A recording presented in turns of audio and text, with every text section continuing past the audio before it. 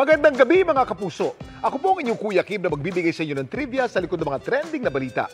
Ang pinakamataas na tulay sa buong mundo binuksan na sa mga motorista.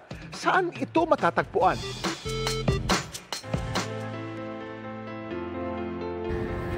Matapos ang 3 taong konstruksyon, binuksan sa wakas sa publiko ang suspension bridge na ito sa Guizhou, China.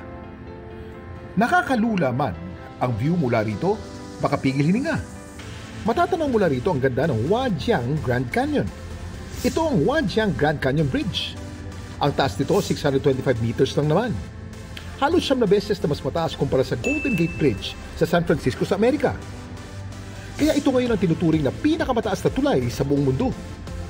Naagaw nito ang record mula sa Duge Bridge na matatagpuan sa Guizhou. Dahil sa bunubunduking terrain ng Guizhou, isa ito sa least developed na mga probinsya sa China. Para mapabilis ang pag-unlad, ang naisip na solusyon ng gobyerno, magtayo ng mahigit 30,000 tulay. Sa tulong ng 2,890 meter long na Huajiang Grand Canyon Bridge, ang nooy 2 oras na biyahe, ngayon nasa 2 minuto lang. Sana all! Alam niyo ba kung saang probinsya naman sa Pilipinas matatagpuan ang tallest bridge sa ating bansa? Kuya Kim, ano na?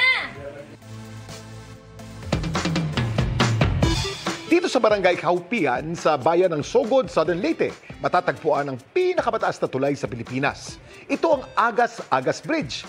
Ang taas nito, 89 meters o 292 feet. Ang 350 meter long na tulay nag-uugnay sa 2 bundok.